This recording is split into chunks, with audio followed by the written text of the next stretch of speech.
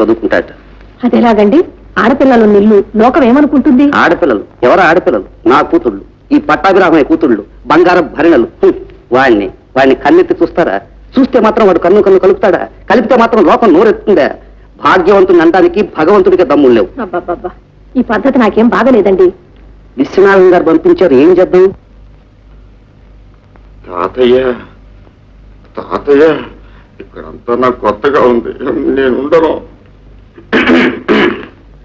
వీరభద్రయ్య గారు, ఈ ఇంట్లో విశ్వనాథం గారి మాటకు తిరుగులేదనుకోండి, మీ అబ్బాయికి వచ్చిన భయం ఏమీ లేదు, మీరు నిశ్చింతగా వెళ్ళరండి. అలాగేనండి.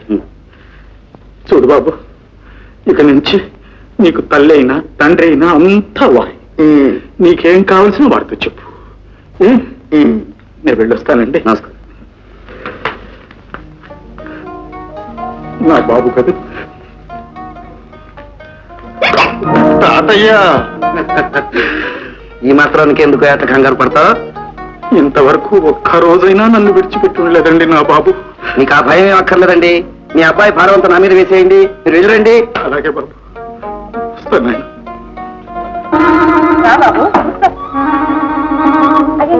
అదేంటి అక్కడ కూర్చున్నావు? ఇక్కడ కూర్చో.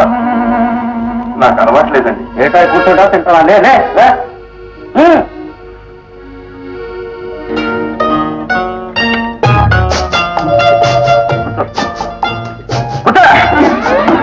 సరిగ్గా ఇటు ఇటు ఇటు. బ్రెడ్ తింటావా? అలవాట్లేదండి. ఆమ్లెట్ తింటావా? అలవాట్లేదండి. తగ్గను తింటాను. అయ్యో ఇందిరా, కొత్తగా సిగ్గుపడుతున్నారు. ఏమిటా మరి? అక్క, ఆయన నా ఫ్రెండ్. నవ్వుతాను, నవ్విస్తాను, ఏడ్పిస్తాను. మధ్య నీకెందుకు? ఏమండి రాళ్ళు ఊరుకో. బాబు, వాళ్ళ మాటలకే వచ్చిగానే నువ్వు. ఏమండి అమ్మాయికున్నారు? ఏమండి గారు? ఇది దుబ్బిన, ఇది కత్తి. ఈ దెబ్బతో మీ జుట్టు కట్టు. ఇందు, ఏమిటా గొడవ? ఇక లాభం లేదు.